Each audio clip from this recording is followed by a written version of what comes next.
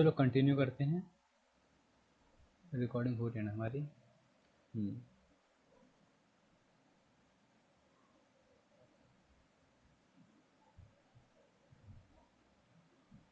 हमारे यहाँ तक हो चुका था। रोटेशन का हमने ऑलमोस्ट पढ़ लिया था। अब थोड़ा आगे जिक्र होगा उसका रोटेशन का, तो हम देखते हैं। अभी मूव करते हैं किस पर, आपके रेवोल्यूशन पर। Revolution of the earth, revolution of the अर्थ।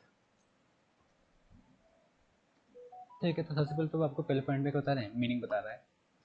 क्या मीनिंग बता रहा है कि अर्थ जो है वो सन के अराउंड घूमता है। ठीक है, एक एलिप्टिकल ऑर्बिट में, एक एलिप्टिकल शेप वाले पाथ पे। ठीक है, और जो एलिप्स होता है ये एक एलोंगेटेड सर्कल होता है। एलोंगेटेड सर्कल मतलब कहते हैं, एलोंगेटेड का मतलब लॉन्ग, एलोंगेटेड मतलब होता है लॉन्ग, तो ये लॉन्ग सर्कल होता है, एक क्या होता है, लंबा सर्कल होता है। तो फर्स्ट पॉइंट हो तो कुछ था नहीं। फिर कह रहा है के बारे में बता रहा है, फिर टाइमिंग के बारे में बता रहा है। The period taken for one revolution is about 365 1/4 days, that is 365 days and 6 hours, है ना। A normal year has only 365 days। वो कह रहा है कि एक पेड़ को लगाने में लगते तो कितने दिन है, 365 1/4। ठीक है, लेकिन नॉर्मली जो हम ईयर को मानते हैं वो हम क्या मानते थे, 365 डेज, क्योंकि हम हाफ डे को ऐसे प्रॉपर्ली अलग से क्लासीफाई नहीं कर सकते ना, इसलिए 1/4 डेज को। तो हम नॉर्मली हमने 365 डेज का हमने बना लिया। और जो रिमेनिंग बचा 1/4 वो हम ऐड करते रहते हैं। हम क्या करते रहते हैं, ऐड करते रहते हैं 4 सालों तक। 4 साल से हम उसको क्या करते रहते हैं, ऐड करते रहते हैं। क्यों ऐड करते रहते हैं, एक नया ईयर बनाएंगे, उसको बोल देंगे लीप ईयर। इसको क्या बोलेंगे, लीप ईयर, लीप ईयर। और जहाँ पर सर ये 1/4 1/4 1/4 अगर मिलेंगे तो नॉर्मल तो 365 होती ही होती है। अरे 1/4 1/4 4 बार मिल के 1 हो जाएंगे, तो 365 प्लस 1 आपको क्या हो जाएगा, 360 डेज हो जाएगा। फिर कहता है ईयर 2000 वो लीप ईयर, वो क्या है 2000 लीप ईयर था। ठीक है, फिर कह रहे हैं when will you get another leap year. उन्होंने आपको बता दिया, एक बता दिया कि 2000 तो आपका लीप ईयर है, अब बताओ नेक्स्ट लीप ईयर कब आएगा। तो कुछ सोचो, अगर उन्होंने एक आपको बेस दे दिया, अब बेस दे दिया आपको, तब काउंट करते हैं। चलो सर 4 साल में एक दिन बढ़ेगा ना, 4 साल बाद तो एक दिन बढ़ेगा, तो उसमें 4 साल जोड़ दो 2004, फिर उसमें 4 साल जोड़ 2008, फिर उसके बाद 4 साल जोड़ 2012। ठीक है, ये बेसिकली वो है कॉन्सेप्ट, 4 साल जोड़ दो। हम लोग क्या करते हैं, मैथमेटिकल फंक्शंस लगाते हैं कि जो ईयर 4 से डिवाइड हो जाए। हाँ, तो वो भी लॉजिकल सही है। ठीक है, in a leap year there, in the leap year, in a leap year the month of Feb has 29 days instead of normal 20 days। वो अब लीप ईयर के बारे में बात बता रहा है, क्या कि जो लीप ईयर होता है वहाँ पे फेब के मंथ में 28 दिन नहीं होते, 29 डेज होते हैं। 29 डेज होते हैं रेदर देन 28, है ना। फिर अब इस शेप के बारे में बता रहा है, due to its elliptical orbit, उसकी उस शेप की वजह से, उसको रास्ते की वजह से तो डिस्टेंस होता है ना अर्थ का और सन का, वो हर बार वेरी करता रहता है, वो हर बार वेरी करता रहता है। सर कितना वेरी करता है, वो कह रहा है कभी कभी टोटल जो डिफरेंस वो डिस्टेंस आता है वो 147 मिलियन किलोमीटर आता है, कभी कभी आता है 152, यानी मिनिमम तो 147, मैक्सिमम 152, यानी 5 किलोमीटर का डिफरेंस फिर भी 5 किलोमीटर का भी नहीं, 5 मिलियन किलोमीटर का डिफरेंस फिर भी आता रहता है। The distance, the minimum distance is reached on about January when the Earth is closest to the Sun। ये थोड़ा याद रखना पड़ेगा। और आज भी एक स्पेशल डे है आपकी ज्योग्राफी की बुक के अकॉर्डिंग, 23 जून है ना आज। रिकॉर्डिंग हो रही है हमारी, हो रही है, देखेंगे क्या है आज बताऊंगा मैं।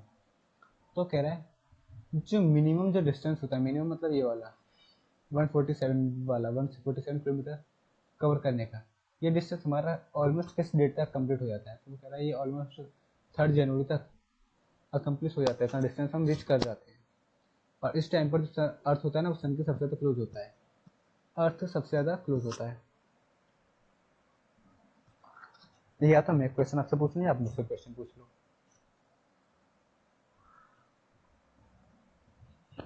आप पूछ रहे हैं मैं पूछूं, चलो आपको पूछा तो आप पूछ लो, मैं ही पूछ लेता हूँ। ठीक है, अगर जनवरी के मंथ में अर्थ सन के नियर होता है, और बहुत नियर में लिखा, क्लोजेस्ट लिखा, बहुत पास होता है, सबसे ज़्यादा पास होता है 3 जन को, तो जैन के मंथ में गर्मी क्यों नहीं पड़ती, सर्दी क्यों पड़ती है,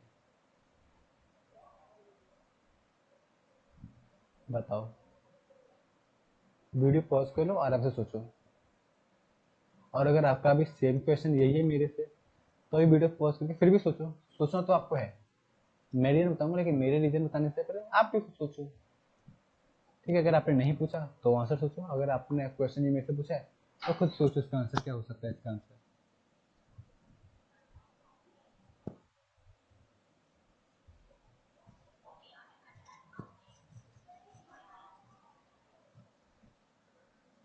ठीक है, तो इसका रीजन ये है कि हाँ बिल्कुल गर्मी पड़ती है। मैंने बोला गर्मी पड़ती है, हाँ जनवरी में सबसे हॉट मंथ होता है ये, सबसे ज़्यादा हॉट मंथ होता है जनवरी वाला, 3 जनवरी डे तो सबसे ज़्यादा। लेकिन कौन सा वाला एरिया क्लोजेस्ट होगा, कौन सा वाला एरिया हॉट होगा? केवल वो वाला एरिया ना जिसका फेस सन की तरफ होगा। अब जरूरी थोड़ी हम तो इंडिया में रहते हैं, जरूरी थोड़ी कि 3 जन को हमारे इंडिया का फेस उस तरफ हो, सन की तरफ। ये तो समझ में आ रहा है ना, तो डिफरेंस। तो बेसिकली 3 जन को डिफरेंस होता है, लेकिन क्योंकि हम इंडिया में रह रहे हैं तो हमें इंडिया का क्लाइमेट पता है कि इंडिया में सर्दी पड़ती है। पूरे अर्थ की थोड़ी सर्दी की बात कर रहे हैं, पूरे अर्थ में थोड़ी 3 जन को सर्दी पड़ती है। तो पूरे अर्थ में ये 3 जन को सबसे ज्यादा हॉट कहाँ पर पड़ती होगी? जो एरिया जिस अर्थ का जो सरफेस सन की तरफ फेस किए हुए होगा। ठीक है, ये क्वेश्चन आपसे कभी कभी इंटरव्यू वगैरह पूछे जाते हैं, कभी कभी। ठीक है, अगर आप सपोज करो आप अभी 9th 10th में, 11th में किसी नए स्कूल में जाओ, ज्योग्राफी में आपको बहुत अच्छे मार्क्स आ गए सपोज करो, तो कोई टीचर आपसे इंप्रेस हुआ और आपने उससे ज्योग्राफी के क्वेश्चन पूछ लिए, तो एक क्वेश्चन ज्योग्राफी का बन सकता है अच्छा खासा। ठीक है, कि 3 जन को वो मिनिमम डिस्टेंस कवर कर लेता है, और जिस टाइम पर वो सन के इतने क्लोज होता है तो सबसे ज़्यादा गर्मी क्यों नहीं पड़ती है? क्लोज है ना सन के, तो बहुत क्लोज है तो गर्मी पड़ी, तो आपका गर्मी पड़ती है। लेकिन उस जगह पे जो सन के जिसका फेस सन की तरफ है, हमारे सन की पोजीशन कुछ अलग हो। अब वो हमारी पोजीशन कहाँ पे होती है आप गूगल कर सकते हो, हमारे सिलेबस का पार्ट ये है नहीं। ठीक है, अब वो करे जो पोजीशन होती है ना 3 जनवरी को, इस पोजीशन को क्या बोलते हैं? Perihelion. पेरी हेलियन मतलब कहता है, पेरी वर्ड होता है नियर, हेलियन मतलब होता है सन। हेलियन एक क्या कहते हैं, कौन सी लैंग्वेज है, ग्रीस, एक ग्रीस वर्ड है हेलियन। तो उन्होंने कहा इस पोजीशन को हम क्या नाम देते हैं? Perihelion, perihelion. तो पेरी मतलब नियर, हेलियन द सन, यानी इस सिचुएशन को बोलते हैं नियर द सन। और फिर हमारा अर्थ क्या होता है इस टाइम पे? नियर द सन होता ही है। तो इस सिचुएशन को हम क्या बोलते हैं? Perihelion. ठीक है, fourth, the earth is at the maximum distance. Sir ये तो मिनिमम डिस्टेंस था ऊपर वाला, यानी कि हाँ ये तो मिनिमम था, ध्यान रखिए डेट्स वगैरह। मिनिमम, जो मिनिमम होता है वो था 3 जन को, पेरी हेलियन बोलते हैं सिचुएशन को।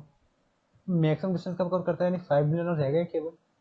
5 मिलियन को, सर 5 मिलियन को कंप्लीट करने में उसको और 6 महीने लग जाते हैं, और 6 मंथ्स लग जाते हैं। 4 जुलाई को, फोर्थ, क्या ये एग्जैक्ट डेट है? एग्जैक्ट डेट तो नहीं है, ये एग्जैक्ट कोई मेजर करनी नहीं बैठा, ये अंदाजा रफ आइडिया। ऑलमोस्ट 4 तारीख को हो सकता है, 4 तारीख को कभी किसी टाइम पे आ जाए, कभी किस तारीख को आ जाए, 3 तारीख को रात में 12 बजे के बाद आ जाए, तो वो ऑलमोस्ट डेट है ना, अबाउट डेट होती है, अबाउट लगभग है ना, एग्जैक्ट नहीं होती है ये। ठीक है, तो ये क्या है, 4 जुलाई को मैक्सिमम डिस्टेंस का कवर होता है, यानी ये कह सकते हो कि 4 जुलाई को ये एक राउंड स्टार्ट कर रहा है, 4 जुलाई को एक राउंड इसका खत्म होता है रेवोल्यूशन का। तो यानी ज्योग्राफी की लैंग्वेज में देखा है तो एक साल हमारा कब खत्म हो गया? 4 जुलाई को। इस पोजीशन को क्या बोलते हैं? App Helen. हेलेन का मतलब ये भी ऊपर पढ़ाई था सर, एप का मतलब दूर, एप का मतलब दूर। इस डेट पे ना, इस डेट पे हमारा सन क्या होता है? दूर होता है। इस डेट पे हमारा अर्थ जो होता है वो सन से काफी दूर होता है। लेकिन आपको सर पहले तो गर्मी पड़ती है। अरे सर इंडिया का जो फेस है, अब वो बेचारा सन की फेस की तरफ होता है, वो बेचारा सन की तरफ होता है, अब क्या किया जाए। लेकिन जो चीज़ दूर होती है वहाँ पर ठंड पड़ती है। अब देखो बुक कितनी अच्छी तरह से लिखी गई है, मतलब मज़ा आता है मुझे कभी कभी सोचते हुए। यहाँ पे इन्होंने लिखा हुआ है, यहाँ पे इन्होंने एक चीज़ लिखी हुई है कि इस दिन क्लोज होता है, इस दिन नहीं होता। यहाँ पे इन्होंने लिखा ही नहीं कि अभी होता है, बस मीनिंग दे दिया है। पता नहीं क्या सोच के बुक लिखते हैं कभी कभी। एक जगह पर पूरा एक्सप्लेन कर रहे हैं, एक जगह पूरा एक्सप्लेन कर ही नहीं रही है। कुछ है यहाँ पर एक और है, रेवोल्यूशन को, ये रेवोल्यूशन के पॉइंट पर रहने देता हूँ। हाँ, fifth, the difference in the distance between the perihelion and aphelion position only about 5 million. ये तो मैंने आपको वैसे कैलकुलेट करके बता दिया था। तो 147 मिनिमम था, मैक्सिमम 152 था, तो मिनिमम कितना, तो डिफरेंस कितना हो गया? 5।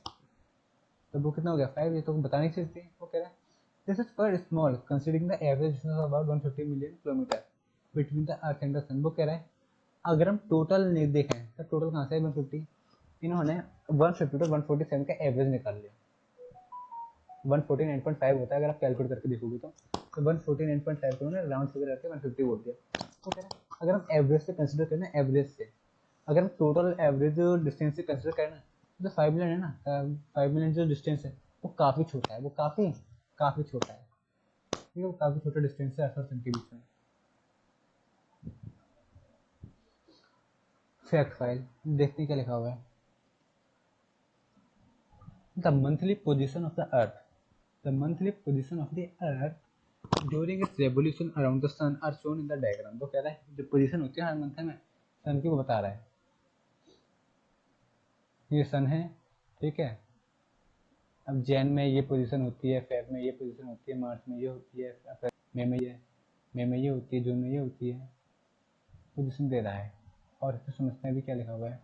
फिर क्या कह रहा है, the parallel at which the sun is overheaded at noon is shown for each position. वो कह रहा है जिस टाइम पर हमारा सन कहाँ पे होता है, हमारे उस सर के ऊपर होता है। सर्कल पैरेलल लाइन से दिखाया गया, तो वो इनसे दिखाया गया है इस टाइम पर, है ना, वो हमारा सर के ऊपर होता है।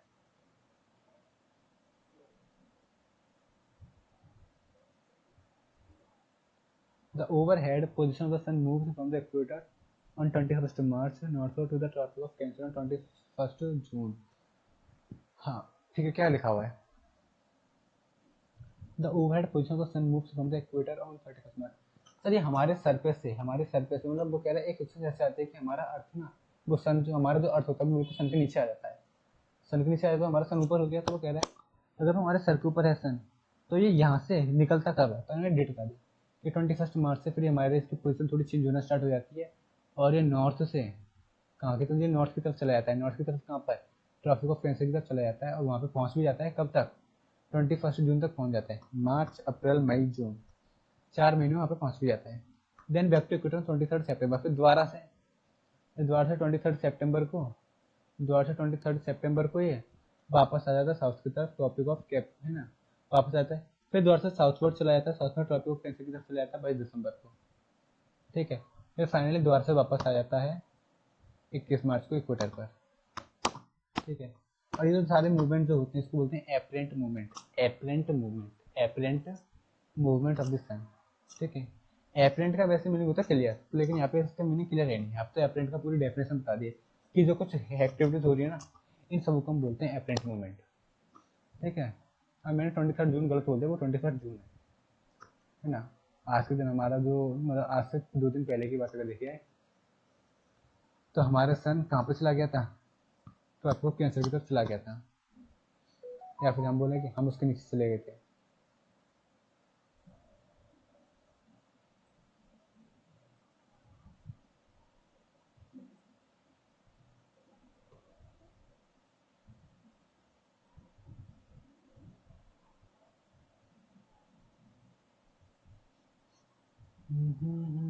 देखो यहाँ पे ना डिस्टेंस दिखाने की कोशिश की है कि यहाँ से अगर आप अर्थ का डिस्टेंस निकालोगे जगह पे तो थोड़ा कम आएगा, यहाँ पे निकालोगे ज़्यादा आएगा, यहाँ पे निकालोगे और ज़्यादा आएगा, यहाँ से निकालोगे तो सबसे ज़्यादा आएगा। तो डिस्टेंस तो सेम हो ही नहीं सकता, डिस्टेंस वो वेरी करता है, डिस्टेंस वेरी करता है। अच्छा ये वाला पॉइंट पूरा नहीं हुआ था अभी, तो उसका था क्या फर्स्ट वाले के बाद ये अलग से दे दिया उन्होंने, ठीक है। The Earth moves more quickly in the orbit on its orbit when it is in perihelion than it does when the Earth is in aphelion। MCQ वगैरह कुछ बन सकते हैं, गिब्रियन बन सकता है। वो कह रहा है अर्थ सबसे ज़्यादा जब वो स्पीड में होता है, सबसे ज़्यादा उसकी रिवॉल्यूशन की स्पीड होती है, वो कब होती है उसके ऑर्बिट में, जो पेरीहेलियन होता है। पेरीहेलियन मतलब जब वो सन के पास होता है, जब वो सन के पास होता है। लेकिन जब वो सन से दूर होता है तब वो धीरे धीरे चलता है। सही बात है, गर्मी लग रही है सर, भागेगा तेज तेज, मजाक था, है ना, मजाक जो मैंने बोला उसको भी लॉजिक नहीं था। ओके यहाँ तक का तो ठीक है। तो हमने 5 पॉइंट क्या क्या पढ़े, रेवोल्यूशन के इफेक्ट के हमने क्या क्या पढ़े, अगर हम साथ से देखते चलें। एक तो बताया कि ये घूमता है, ठीक है, ऑर्बिट में घूमता है, राउंड लगाता है उस पर, एक एलोंगेटेड सर्कल है। फिर डेज के बारे में बताया, पीरियड के बारे में बताया, लीप ईयर के बारे में बताया, ठीक है। फिर डिस्टेंस के बारे में बताया, फिर है ना डिस्टेंस यानी पेरीहेलियन और एपहेलियन के बारे में बताया। और फिर बताया कि 5 मिलियन जो है वो काफ़ी छोटा अमाउंट है, वो काफ़ी छोटा अमाउंट है, क्वाइट स्मॉल अमाउंट है ना, कुछ 5.5 में। Effect of inclination of the earth axis, earth का एक्सिस जब झुकता है, अर्थ का एक्सिस थोड़ा डगमगाता है, उसके क्या इफेक्ट आते हैं, उसके क्या इफेक्ट आते हैं, यानी कि रोटेशन और रेवोल्यूशन हो गए, हाँ वो हो गए। अब एक नीचे चाहिए इंक्लिनेशन। और क्या क्या टॉपिक है आपके, इंक्लिनेशन है, अभी तो रेवोल्यूशन के इफेक्ट और दिए हुए हैं इन्होंने, अभी तो केवल थोड़ा सा, ये तो बस रेवोल्यूशन ऑफ अर्थ को एक्सप्लेन किया सर इन्होंने, इफेक्ट तो अच्छे से क्लियर किए नहीं, इफेक्ट तो यहाँ पे क्लियर करेंगे डे एंड नाइट जैसे वो हमने वहाँ पे पढ़े थे।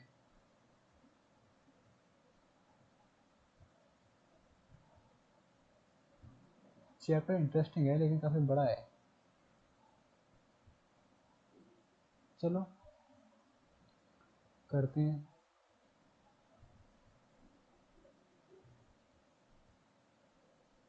Effects of inclination on the of the earth axis, the earth axis, क्या कह रहे हैं, the plane in which the earth revolves, वो सिंपल सी जगह, वो जगह जहाँ पर अर्थ रिवॉल्व करता है around the sun is called the plane of the ecliptic. अब से ध्यान रखना, अब आपको लगेगा सर ये एलिप्टिक में घूमता है या फिर ऑर्बिट में, तो जो राउंड जगह जो उसने बनाई है, राउंड जगह, उसको तो ऑर्बिट बोलेंगे उस रास्ते को, लेकिन रास्ते को तो ऑर्बिट बोलेंगे, लेकिन रास्ते पैर वगैरह हम जैसा हम अभी इंसानों की भाषा बोलो तो हम इंसान पैर भी तो रखते हैं, तो प्लेन रखने वाली जगह प्लेन भी हो सकती है, हाईलैंड्स भी हो सकती है, लोलैंड्स भी हो सकती है, कुछ भी हो सकती है। तो उसका वो कहने का मतलब कि जो हवा वाला जो एरिया होता है ना वहाँ पे, वो काफी प्लेन होता है, वो काफी प्लेन होता है, यानी वहाँ पे हवा का प्रेशर ऊपर नीचे नहीं होता, नॉर्मली रहता है, यानी इसको वो प्लेन बोल रहा है। ठीक है, यानी अगर वो ऑर्बिट में घूमता तो ऐसा नहीं है एक जगह पे गया तो थोड़ा ऊपर हो गया, फिर थोड़ी आगे बढ़ा तो थोड़ा नीचे चला गया, नहीं, तो वो काफी प्लेन जगह होती है। तो उस वाली जगह को ये बोल रहे हैं प्लेन एलिप्टिक, प्लेन एलिप्टिक। ठीक है, तो उस जगह को क्या बोलते हैं, प्लेन एलिप्टिक बोलते हैं। और अर्थ का एक्सिस तो हम पढ़ ही चुके थे, 66 डिग्री और 23.5। तो क्या earth axis is not the right angle to the plane of the ecliptic, वो कह रहा है तो उसका आप कहीं से मेजरमेंट निकालो, चाहे राइट एंगल है ना, चाहे एलिप्टिक से निकालो, चाहे ऑर्बिट से निकालो, चाहे एक्सिस से निकालो, वो राइट एंगल नहीं होता, वो कुछ और ही होता है। वो कह रहा है एक्सिस जो होता है, जो उसका जो एक्सिस होता है वो झुका होता है, वो झुका होता है 66 डिग्री तक, 66 डिग्री तक का मतलब एंगल बना होता है वहाँ पे एक्सिस पे।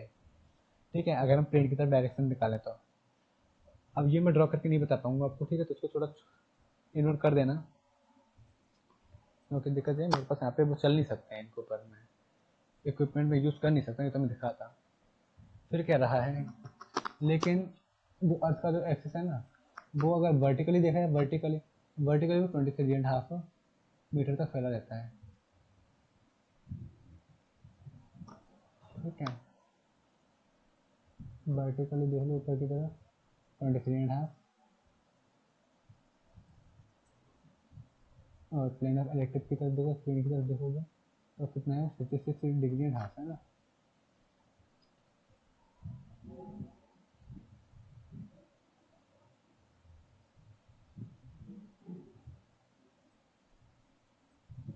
फिर कह रहा है if the axis was not inclined, अगर एक्सिस नहीं झुका, अगर एक्सिस कहीं पे भी नहीं झुका, तो every place on the earth would have 12 hours of a day and 12 hours of night. मतलब कह रहा है, क्वेश्चन इसके ऊपर बन सकता है कि कब दिन हमारे, कब दिन हमारे 12 आवर्स के इक्वल ही होंगे, यानी कब हमारे डे का टाइम और नाइट का टाइम इक्वल होगा। केवल एक ही केस में, केवल एक ही केस में, किस केस में, जब हमारा एक्सेस जो है इंक्लाइन नहीं करेगा। ठीक है, और वहाँ पे कोई सीजन भी नहीं होंगे, उस टाइम पे कोई सीजन भी नहीं होंगे, सारी चीज़ें सेम चीज़ एक्सपीरियंस करेंगे तो कोई सीजन ही नहीं आ पाएगा। सीजन मतलब कहता है जब हम कंटिन्यूसली कोई एक डिफरेंट चीज़ फेवर करते हैं, अगर कंटिन्यूसली विंटर आ रही है तब तो हम उसको विंटर सीजन बोलेंगे, अगर ऐसा है सुबह गर्मी रात को ठंडी, फिर सुबह गर्मी रात को ठंडी, तो ये सीजन थोड़ी हो, ये तो नॉर्मल हमारा बिहेवियर हो गया, एक दिन सर्दी एक दिन ठंडी, एक दिन सर्दी एक दिन गर्मी, तो सीजन नहीं होता। सीजन किसको बोलते हैं, जब कंटिन्यूसली एनवायरमेंट में लॉन्ग टाइम के लिए चेंजेस आते हैं। ठीक है, अगर कभी वेदर वाला चैप्टर आएगा तो मैं आपको समझूंगा वेदर में और सीजन में क्या डिफरेंस होता है। शॉर्ट में अगर मैं आपको अभी बताऊं तो वेदर तो शॉर्ट टर्म के लिए, सीजन तो लॉन्ग टर्म का। फिर कह रहा है fourth point, due to inclination, due to inclination और क्या होता है, व्हेन इट इज समर, जब समर की बात अगर हम कह रहे हैं तो क्या कह रहे हैं, when it is summer in the northern hemisphere, it is winter in the southern hemisphere, vice versa. वो कह रहे हैं इंक्लिनेशन की वजह से हमारा उल्टा उल्टा काम चलता है, कि नॉर्दर्न में समर होती है, फिर नॉर्थ में भी ठंडी जगह है, नॉर्थ में समर होती है और साउथ में विंटर होती है, और वाइस वर्सा। कि अगर इंक्लिनेशन अगर नहीं होगा तो फिर नॉर्दर्न में विंटर हो जाएगी और सदर्न में समर, वाइस वर्सा का मतलब होता है जस्ट अपोजिट, वाइस वर्सा का मतलब होता है अपोजिट। इफेक्ट्स ऑफ रेवोल्यूशन हम बाद में पढ़ेंगे। ठीक है, यहाँ तक होमवर्क तो मैंने आपको लास्ट वीडियो में दिए थे, वो होमवर्क तो कर ही लेना। और भी दूँ आपको मैं कुछ?